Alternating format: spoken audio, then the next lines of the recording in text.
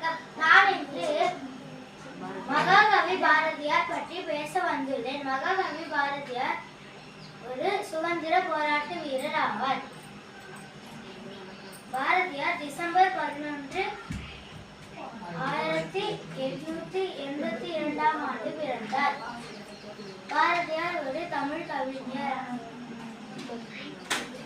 பாரதியார் தூத்துக்குடி மாவட்டத்தில் உள்ள எட்டயபுரத்தில் பிறந்தார்.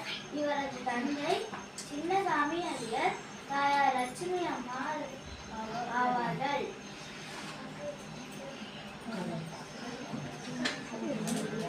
பாரதியார் பல கவிதைகளை எழுதியுள்ளார். கண்ணன் பாட்டு, குயில் பாட்டு போன்ற கவிதைகளை எழுதினார்.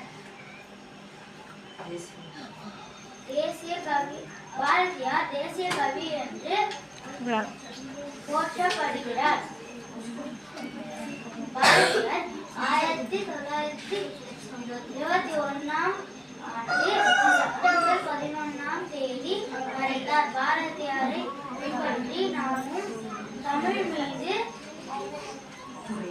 பற்றுடையோர் ஆகும்.